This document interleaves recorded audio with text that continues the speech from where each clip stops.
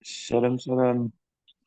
Voilà, on est avec Rav Eitan Fison à quelques heures de Kippour, grâce à Midrash Yehuda Manito, cours spécial sur le thème de Kippour 5786. Taraba. Rav Eitan, tu peux allumer ton micro.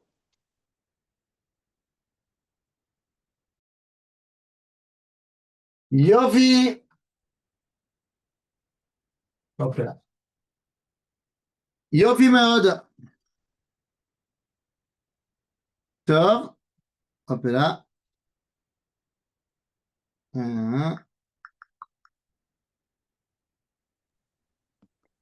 לא שומעים. לא שומעים? לא. שומעים רחוק רחוק. C'est bizarre ça. כן, שומעים. אולי זה אצלי? שומעים מצוין. Ah, alors c'est bien. שומעים. Donc c'est bon, on peut y aller? On t'attend, Ouais, c'est Eitan, bon? Bravod. Ok. בסדר גמור. טוב, eh bien, Erev Tov, les Koulam. Effectivement, Erev Yom Akipurim, 5786. Et, אני לא et on y va. שומעת. Ah bah oui, mais ça, je peux rien faire. Désolé. Alors, on y va. Yom Kippourim. Alors, évidemment, vous le savez, Yom Kippour a changé du tout au tout entre l'époque du Beth Amikdash et notre époque. Il a changé du tout au tout pour une raison très simple. À l'époque du Beth Amikdash, le seul qui travaille à Yom Kippour, c'est le Kohen Gadol, alors qu'aujourd'hui, eh bien, ceux qui bossent, c'est nous tous. Et on a donné à Yom Kippour un statut de Yom Tfila. Ah. On est 5 prières à la synagogue et on n'arrête pas. Et quand on est en Chutz La'aretz, il n'y a même pas de pause. Et tu dois prier, prier, prier et reprier. Si bien que Yom Kippour est passé d'un statut de fête sympa, où tu manges pas, c'est vrai, mais pour le reste, c'est une bonne ambiance, à une fête que redoutent toutes les personnes non religieuses, voire même certains religieux. Cette transformation vient du fait qu'on n'a plus le Beth Amikdash. Une fête qui était centrée autour du Beth Amikdash, aujourd'hui, depuis 2000 ans, plus de Beth Amikdash, il va falloir recentrer la fête. Et donc, on va la centraliser autour de la Tefila. Là-bas. Ouais. Là-bas. Pourquoi est-ce qu'on va faire de ce jour-là une journée de Tefila? Nous dit Rabbi Nachman de Breslav, dans le Likutei Moharan, à la Torah 84, nous dit Rabbi Nachman la chose suivante. Da, sache, שעיקר ההתחברות והדבקות בקדוש ברוך הוא הוא על ידי התפילה. Sache que l'essentialité de notre lien avec Dieu et de notre capacité à nous coller à Dieu passe par la tfila. כי התפילה היא השער שדרכו נכנסים להיכלו של מלכו של עולם. On dit Rabbi Nachman parce que la tfila, c'est la porte par laquelle on rentre dans la maison de Dieu.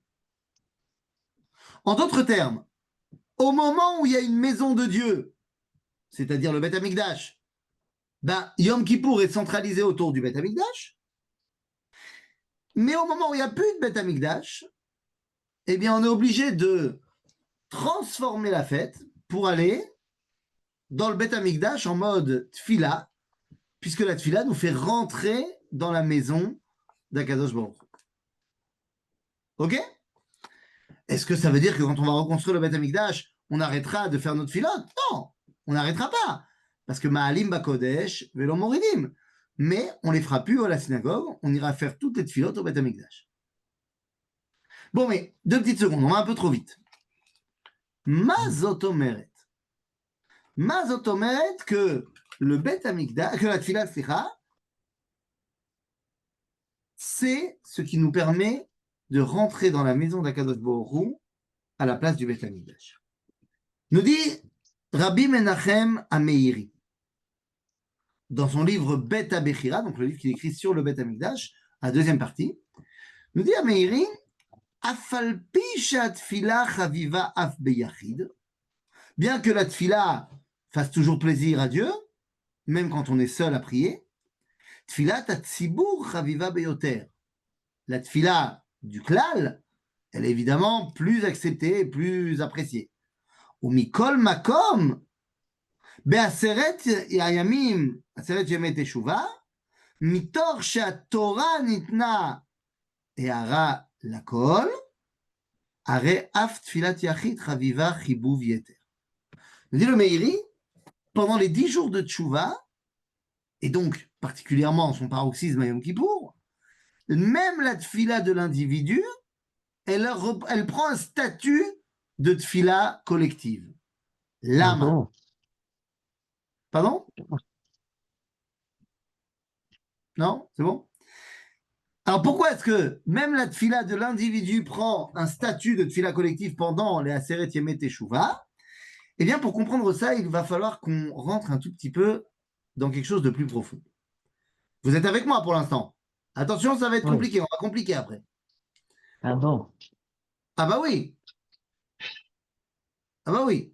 Ah, on va plonger plus en profondeur.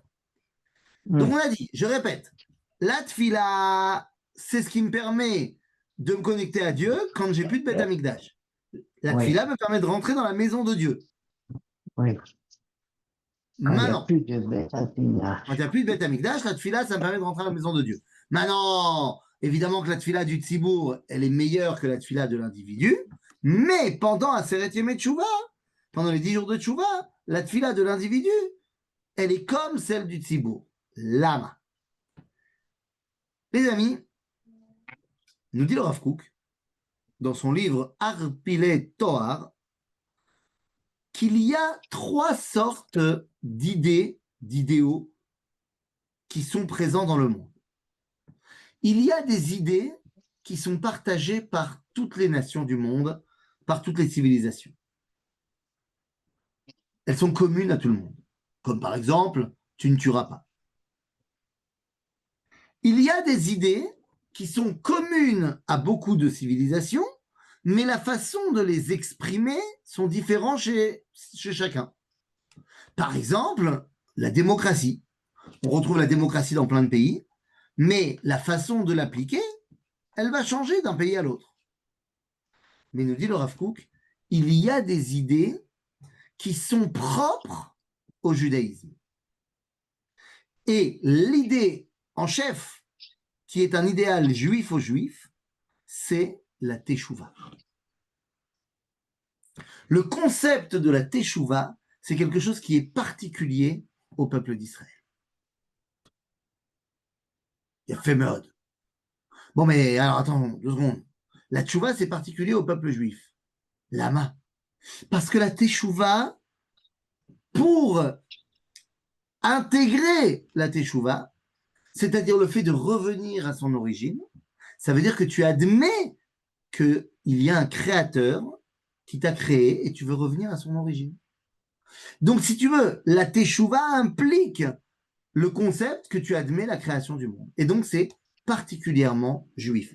Ainsi donc, Be'aseret Yemet Teshuva, qui sont les jours de teshuva par excellence, même l'individu, il est klal Israël. Pourquoi? Parce qu'il vibre au même diapason que ce qui est l'idéal particulier du peuple juif qui s'appelle la teshuva. Ok. Dit Rabbi Moshe Mitterani dans son livre Bet Elohim. Dit Rabbi Moshe Mitterani, il faut donner une définition de la tefila, puisqu'on vient de dire que c'est la possibilité de m'attacher à Dieu, de rentrer dans son palais. Dit Rabbi Moshe Mitterani, atfila זה בקשת האדם מהאל דבר צורך שאינו ברשותו. C'est quoi la tefila? c'est lorsque l'homme demande à Dieu de lui donner ce qu'il n'a pas. C'est ça la tefila. Et Demande à Dieu ce qu'il n'a pas. de demander à Dieu de nous donner ce qui nous manque. C'est ça la tefila. Et donc, la tefila principale, depuis 2000 ans, c'est ramène-nous le Beth Amikdash. À Yom Kippour, particulièrement, l'objectif est de connecter ma tefila et d'espérer que l'année prochaine, je ne la fasse plus à la synagogue. Mais je puisse la faire au Beth Amikdash. Nous dit le Ramchal dans le livre Derech Hashem, au 4e partie, chapitre 5. Nous dit le Ramchal, Inyan ha-tefila hu ki hine min ha-sedarim shesidra ha-chokhma ha-elyona hu sheliyot ha-nivraim mekablim shefa mimeno yitbarach. La tefila, c'est lorsque tu es conscient que toute l'abondance de ce monde, elle te vient d'Akadosh Baruch Hu. Il a envie de te la donner, mais n'oublie pas qu'elle vient d'en haut. Toute l'abondance du monde. Bon, très bien. Alors, Metsuyan. La tefila, c'est donc le moyen de me connecter à Dieu, parce que quand je fais ma tefila, je comprends que j'attends que de lui qui me donne tout ce que j'ai besoin. Ça veut dire que implicitement, j'accepte que c'est lui le patron. D'accord ? Seulement, ça, si on s'arrêtait là, il y aurait un problème dans notre tefila. Si j'attends de ma tefila et en fait de ma relation à Dieu, simplement que ce soit lui qui me donne ce qui me manque, c'est une relation d'enfant face à son père, face à sa mère. C'est-à-dire que j'attends de mes parents qu'ils me donnent ce que je n'ai pas. Parce que eux, ils ont, moi, j'ai pas. C'est ça des enfants par rapport à leurs parents. Ils peuvent me donner des biens matériels, la nourriture, les vêtements, machin. Ils peuvent me donner aussi l'assurance que tout ira bien. Ils peuvent me donner la sagesse. Ils peuvent me donner plein de choses. Aval, quand tu dis ça, tu vois notre relation avec Dieu comme étant une relation de père à fils. C'est beau de dire que Dieu c'est papa, mais il y a quelque chose d'encore plus fort. Il y a une relation qui est encore plus importante que la relation entre les parents et les enfants. C'est la relation du couple. La relation du couple entre le Khatan et la Kala est encore plus forte. Pourquoi ? Parce que c'est une relation choisie. Alors que la relation avec tes parents, tu ne les as pas choisis, tes parents. Mais le couple, tu l'as choisi. Et non seulement tu l'as choisi, mais c'est-à-dire que vous, les deux, se sont choisis, non seulement cela, mais en plus de ça, le couple a pour objectif de donner la vie. Alors que la relation entre parents et enfants n'est pas là pour donner la vie, elle l'a déjà donnée. Quand ils étaient couple, ils ont donné la vie. Et donc, en fait, notre relation ultime avec Akadosh Baruch Hu n'est pas d'être parent et enfant, mais d'être mari et femme. Et là, les amis, c'est exactement ce que nous explique le rabbi Dov Ber de Mezerich. Vous savez, le Maguide de Mezerich. Celui qui est l'élève du Baal Shem Tov, qui va fonder la Chassidoute. Nous dit le Maguide, Hatfila hu zivug im hashchina. La tfila, c'est un acte intime avec la Shrina, avec la présence divine. Waouh! Un acte intime avec la Shrina? Ouais. Et là, regardez ce que nous dit le Maguide de Mezerich. C'est marqué dans Tzavat Arivash. Alors, comme vous êtes tous des adultes, je me permets de dire les choses de manière crue. Je dis le Maguide de Mezerich, Kemo shebatechilat azivug na'anua, ken tzarich lena'anea atzmo betfila batechila. ואחר כך יכול לעמוד כך בלי נענוע, וידבוק להשכינה בדבקות גדול. Vous savez, il y a une différence entre les Ashkenazim et les Sfaradim. Quand on fait la tfila chez les Ashkenazim, ça bouge. Sfaradim, on ne bouge pas. Me dit le Maguid de Mezrich, en fait, il faut bouger au début et ne plus bouger à la fin. Il nous mime quelque part l'acte intime entre un homme et sa femme. Qu'au début de l'acte intime, ben, ça bouge, le rapport sexuel. Je ne vais pas vous faire un dessin. Et puis arrive le moment où ils atteignent, lui et elle, ensemble, l'orgasme. Et à ce moment-là, ça ne bouge plus. Il y a une dvécoute totale. Ils sont collés l'un à l'autre, ils ne font plus qu'un. Eh bien, c'est ça la tfila. C'est le zivoug, l'union intime entre nous et Akadosh Baruch Hu. Tov, yafé meod, toda rabba, nachon. À Yom Kippour, on n'arrête pas de prier. Nachon? À Yom Kippour, on n'arrête pas de prier. On prie 5 tfilotes. Il y a donc 5 personnages qui sont les personnages principaux de Yom Kippour. Qui sont ces 5 grands prieurs de Yom Kippour? De qui d'ailleurs on apprend la Tefila. Il y en a un, je ne sais pas si vous le connaissez, il s'appelle Moshe. Moshe Rabbeinu. Moshe Rabbeinu est le grand premier prieur de Yom Kippour. Quelle est la tefila de Moshe par rapport à Yom Kippour? C'est très simple. Moshe Rabbeinu, il y a marqué Vayichal Moshe et pene Hashem Eloav. ויאמר למה השם יחרה אפיך בעמך אשר הוצאת מארץ מצרים בכוח גדול וביד חזקה? למה יאמרו מצרים לאמור ברע הוציאם להרוג אותם בהרים ולכלותם מעל פני האדמה? שוב מחרון אפיך וינחם על הרעה לעמך. Donc qu'est-ce qu'il a dit Moshe? Moshe, il y a marqué Vayichal Moshe. La Gemara et le Midrash, alors la Gemara dans le traité de Brachot, le Midrash dans Shmot Rabbah, nous dit la chose suivante. Moshe, quand il fait cette fila envers Dieu, il met son talit sur la tête et il dit à Dieu, Ribono shel olam, Kol nidrei ve'sarei ve'charome ve'koname ve'kinuye ve'kinuse. Si tu avais prévu de faire des choses pas très sympathiques au peuple juif cette année, Machul lecha, machul lecha, machul lecha. En kan lo neder velo shvua. Moshe annule le vœu d'Akadosh Baruch Hu à Kol Nidre. Mais est-ce que vous pensez que Moshe, vous comprenez, la tfila de Moshe à Kol Nidre, parce que Kol Nidre c'est une tfila extraordinaire, mais elle ne vient pas annuler mes vœux à moi. Elle vient annuler les vœux potentiels d'Akadosh Baruch Hu contre le peuple juif. Moshe fait ça parce qu'il est le représentant de tout le peuple juif, donc il peut se permettre. Mais le problème, il est le suivant. Moshe, quand il fait cette fila-là, il l'a fait à voix basse ou il l'a fait résonner dans l'histoire? Les amis, on connaît le style de Moshe dans cette filote. On sait que Moshe, il est bruyant.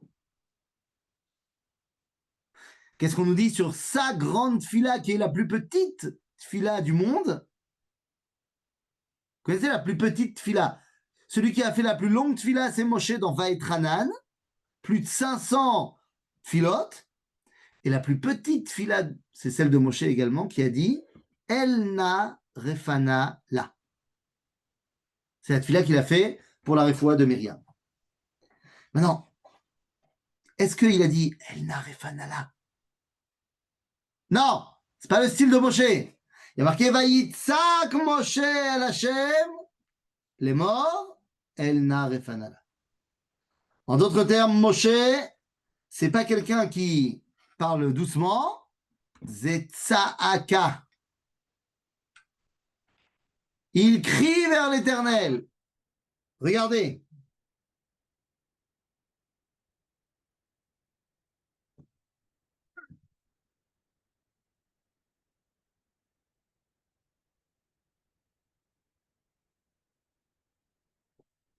Vous entendez? Vous entendez pas?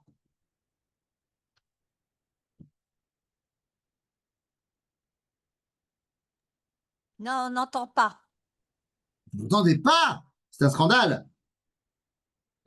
Alors, je sais pas comment vous faire. Attendez, attendez, attends. Je sais comment on va faire. Parce que Rangez vous devez votre entendre ça. téléphone. Non, attendez, Rangez. attendez. Une seconde, une seconde, une seconde, une seconde. Vous allez entendre. Attention, attention, attention. C'est parti. Bezrat Hashem. Hop là, tac, tac. Hop, hop, hop.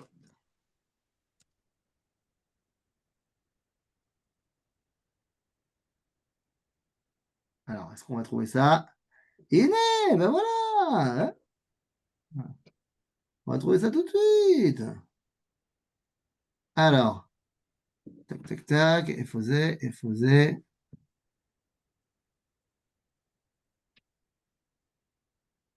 Alors, bon, soit je trouve dans une seconde, soit c'est mort.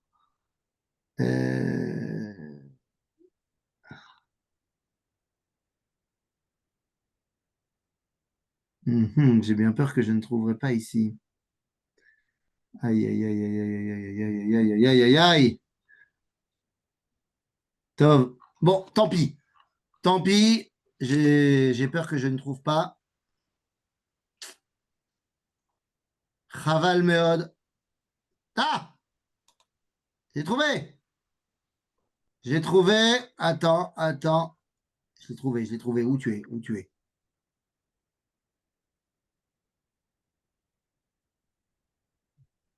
Bon.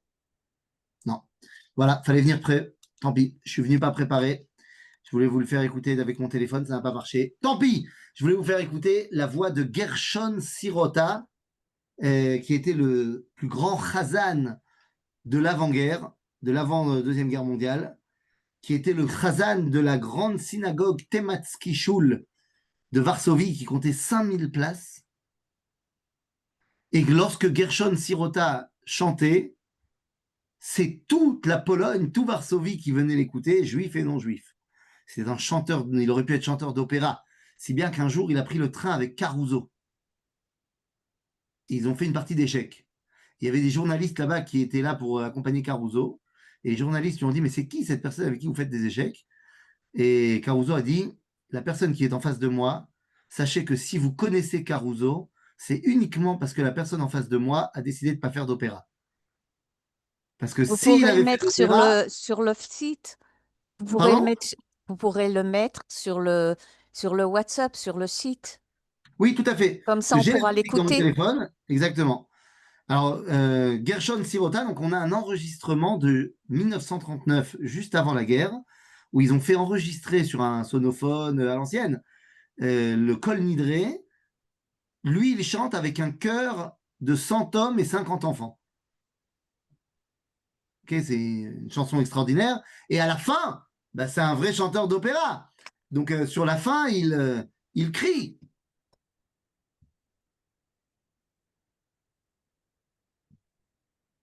Bon, vous entendez pas bien, c'est pas grave. Mais en tout cas, dans toutes les synagogues, le Chazan, il va chanter Kol Nidré à pleine voix. C'est comme Moshe, lorsqu'il a fait le premier Kol Nidré de l'histoire, eh bien, Vaïtsak Moshe El Hashem. Parce que oui, il y a plusieurs manières de filater. La première manière, c'est à Tzaka. Ok? Un Tzoek El Hashem. Donc le premier prieur, entre guillemets, de Yom Kippour, c'est Moshe Rabbeinu et sa tzaka. Le deuxième prieur, c'est celui qu'on rencontre à Shacharit. Moshe, on l'a rencontré à Kol Nidré, la tfila de Harvit du soir. Ensuite, il y a Shacharit. À Shacharit, on rencontre un autre prieur. À Shacharit, on va lire dans la Torah la partie qui commence par Vayehi acharem mot shne bene Aaron. C'est-à-dire qu'on parle de la avoda du Kohen Gadol, du service du Kohen Gadol, mais sur fond de tragédie de la mort de Nadav et Avihu. Les amis, lorsque Nadav et Avihu meurent, Moshe vient voir son frère Aaron. Lui dit, Vayomer Moshe el Aaron, Hu asher diber Hashem lemor bikrovai ekadesh, ve'al pene kol ha'am echabed. Moshe dit à Aaron, écoute, bikrovai ekadesh. Dieu se sanctifie par ses proches. Le Ramban, pour expliquer ce verset, dit, Veine amar Moshe amikra hazeh, Hu asher gazar Hashem lomar el libo bikrovai ekadesh. שלא יהרסו על קדושתי, ועל פני כל העם מכבד, שיהיו נוהגים כבוד במשכני. Et après, il y a marqué, Vayidom Aaron. Ça veut dire quoi, Vayidom Aaron? Ça veut dire qu'il n'a pas bronché. Et jusqu'à ce que je lise ce Ramban, je n'arrivais pas à m'identifier à Aaron HaKohen. Parce que tu peux pas me dire qu'il n'a pas bronché, enfin. Je sais bien que c'est un tzaddik, mais tu peux pas me dire qu'il est là, il vient d'être témoin de la mort de ses deux fils aînés. Tu peux pas me dire qu'il n'a pas bronché. Et heureusement que j'ai trouvé le Ramban, parce que le Ramban me dit Ve'atam vaidom Aaron she'aya boche bekol ve'as shatak okitam ve'al tidom bat einecha. Qu'est-ce que ça veut dire? Ça veut dire que non, Aaron, il n'a pas bronché. Quand Aaron, il a vu la mort de ses enfants et que Moshe est venu lui dire, Bikrova et Kadesh, que Dieu, il a repris ses fleurs préférées, Aaron a fondu en larmes. Et il a pleuré de toutes ses forces et de tout son cœur, à haute voix. Et on peut le comprendre, évidemment. On aurait tous été comme ça.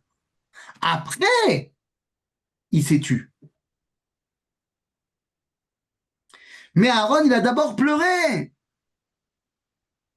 Parce que la deuxième forme de tfila, c'est Admaot. C'est Abechi. Il y a la tzaaka, et ensuite il y a les pleurs. Ok?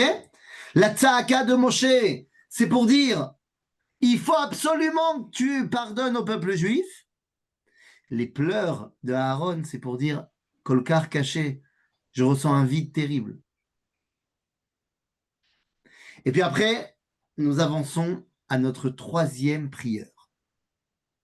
C'est qui notre troisième prière, les amis? Le troisième prière, regardez, je vais vous lire la tfila que dit le Chazan avant de se lancer dans la tfila de Moussaf.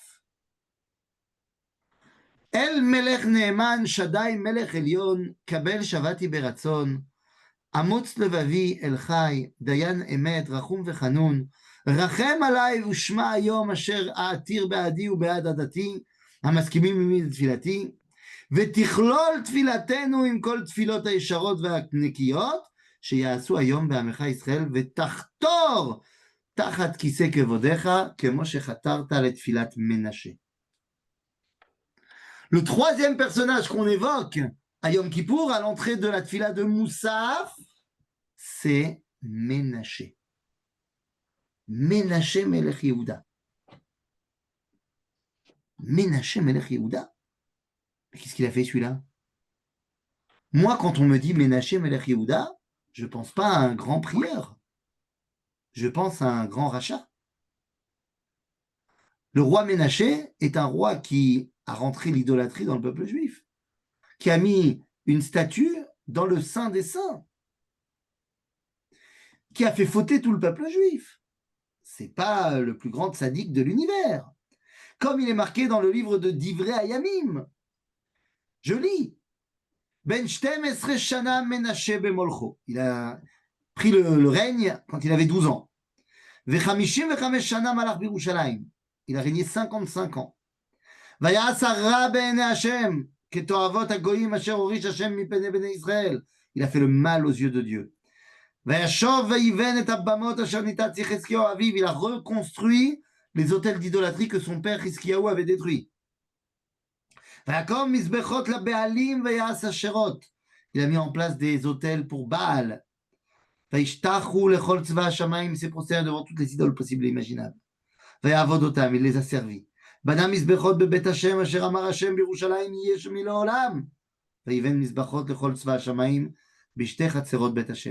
a construit des autels d'idolâtrie à l'intérieur du Beth Amikdash. Bon, vous avez compris, pas cool.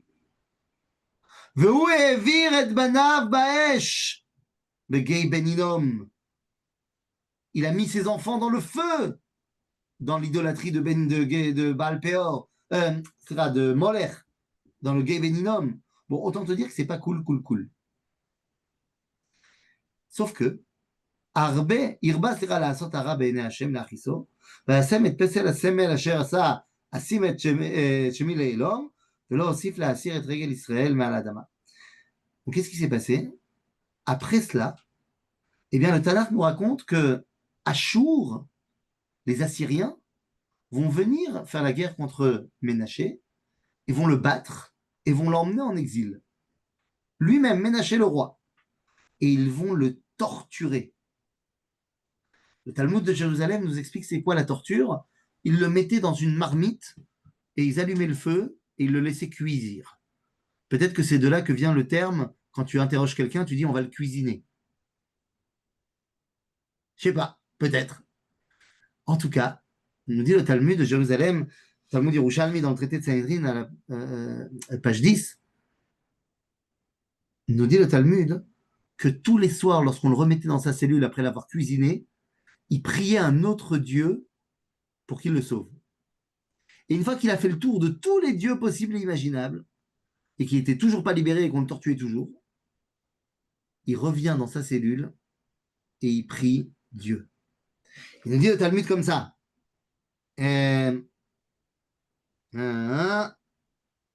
Iné. Tac. Nous dit Ménaché. Keivan shelo illo klum. Comme le fait de prier de toutes les idolâtries du monde, ça ne l'a pas aidé. Amar, Zachour Ani. Je me rappelle. Shaya avi makre oti et apasuk haze bebet hamikdash. Je me rappelle que mon père me racontait ce verset au Bet Hamikdash. Batsar lecha umtsaucha kol hadevarim haele be'acharit hayamim. ושבת עד השם אלוהיך ושמעת בקולו, כי אל רחום השם אלוהיך לא ירפך ולא ישחיתך, ולא ישכח את ברית אבותיך, אשר נשבע להם. Je me rappelle que mon père, il me disait le verset, que même dans les moments les plus difficiles, Akadosh Baruch Hu, il va te ramener. Et tu pourras te reconnecter à Akadosh Baruch Hu. Parce que Dieu, il a envie que tu te reconnectes à lui, et que rien n'est perdu. Et à ce moment-là, du fin fond de sa cellule, Ménaché fait une tchouva extraordinaire. Ve'amar l'Akadosh Baruch Hu. Tislach li. Slicha. Tchouvé. Dit le Talmud, les malachim, ils n'ont pas accepté que la tfila de Ménaché passe. Ils ont fait blocus. Ils ont dit à Dieu, il est hors de question qu'un rachat comme ça, sa tfila, elle passe. Et Dieu, il a dit, bon, je suis obligé de trouver une solution. Il a creusé sous son trône céleste une autre entrée secrète pour faire rentrer Ménaché et sa tfila. Comment on dit que Dieu il a créé une salle secrète sous son trône? On appelle ça une mechila. Comme en hébreu moderne, on dit une mechila, c'est une galerie souterraine. En d'autres termes, Akadosh Baruch Hu, il a créé une mechila pour pouvoir accepter la tfila de Ménaché. Mais comment Ménaché y prie? Il y a marqué Vaïtpalel Ménaché El Hashem. En d'autres termes, il y a donc une troisième forme de tfila, qui est la tfila de Ménaché. Et la tfila de Ménaché, c'est tfila. Tfila, ça vient du mot plili. Leitpalel, ça vient du mot plili, c'est-à-dire la hamod badin. C'est lorsque je suis jugé. Ménaché, il est prêt à reconnaître ses erreurs. Et c'est pour ça qu'il demande Mechila. Donc on avait Moshe qui est tzoek, pour dire à Dieu, attention Dieu, tu les pardonnes, hein? On avait Aaron qui pleure toutes les larmes de son corps, parce qu'il dit, je ressens le manque, et on a Ménaché qui dit, je prends mes responsabilités, je suis prêt à me faire juger. Et puis enfin, il y a un quatrième prieur. Un quatrième prieur qu'on va retrouver à Mincha. C'est qui le prieur de Mincha? Ah, c'est Yona. Yona Hanavi. Puisqu'on va lire tout le livre de Yona à Mincha. Oui, mais ça ne vous aura pas échappé qu'à la fin du livre de Yona, on rajoute des versets. À la fin du livre de Yona, on rajoute 2 versets du livre de Micha, qui nous dit Miel kamocha nose avon veover al pesha sherit nachalato. לא יחזיק לעד אפו, כי חפץ חסד הוא. ישוב ירחמנו יכבוש עוונותינו, ותשליך בנצלות ים כל חטאותם. תיתן אמת ליעקב, חסד לאברהם, אשר נשבעת לאבותינו ממקדם.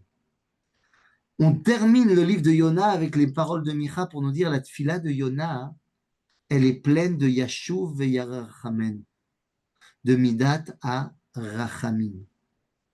C'est tout le livre de Yona, c'est fait pour apprendre à Yona Midat à Rachamim.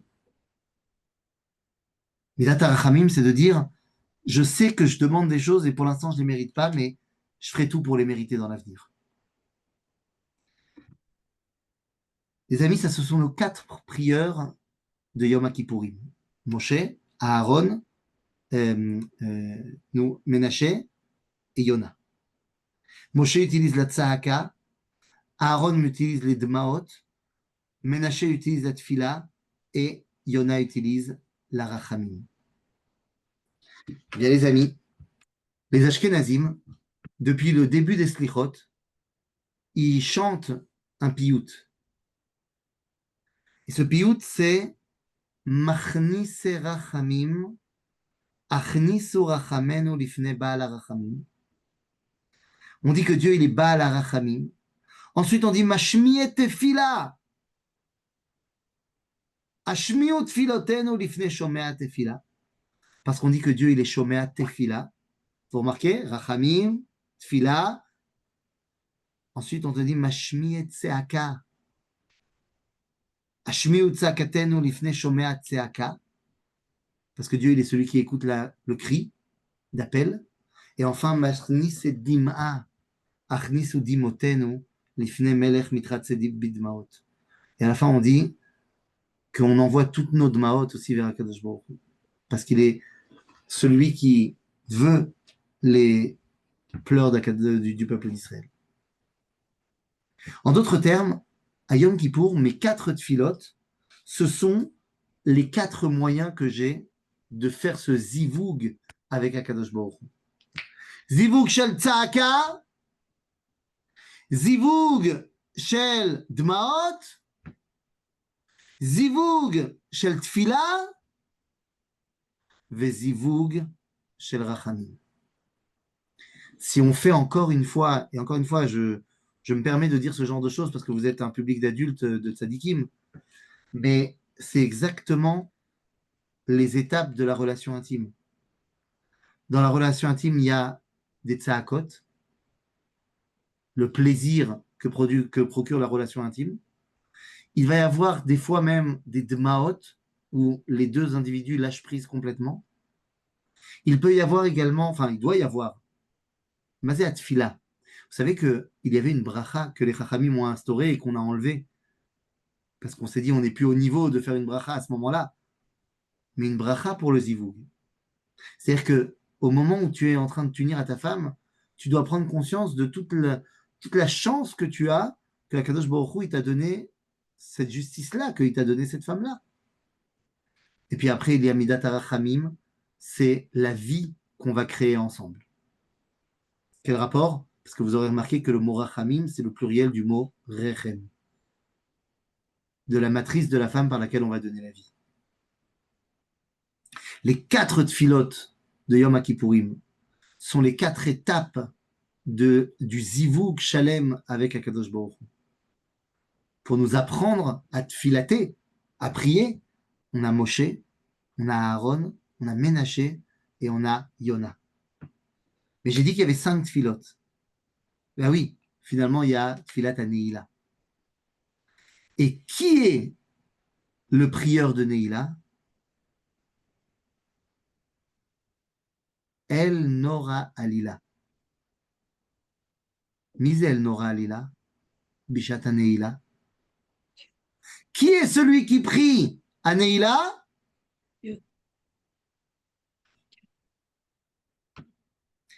El Nora Alila, Bishata Neila. C'est moi qui prie. Am Israël. Oui, mais c'est aussi lui. C'est le moment où le zivoug il est fait. Neila, c'est le moment où je suis en communion parfaite avec Akadosh Baruch Hu.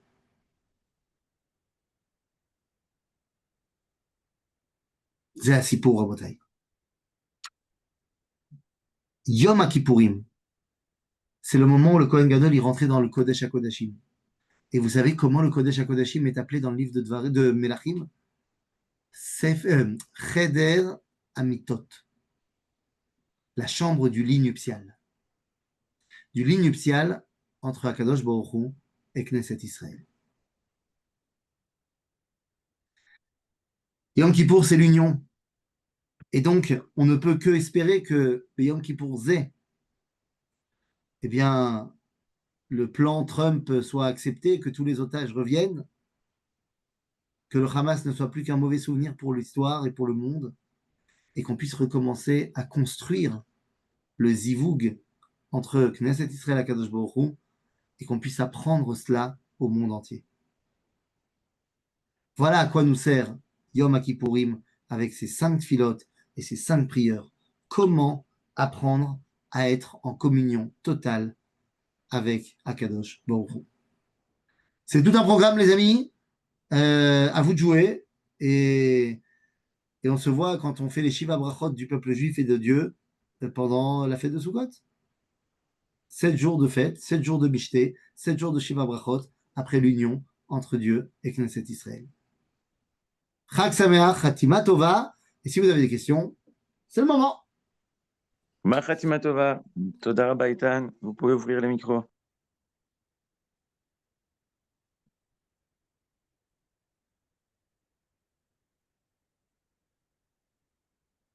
Pourquoi on parle pas de la tfila de Hana? La Tfilat Hana, on en a parlé à Rosh Hashanah. Ah, Nachon. Hana, c'est Rosh Hashanah. Ah, on va tout le temps parler d'elle. Il y a d'autres gens quand même.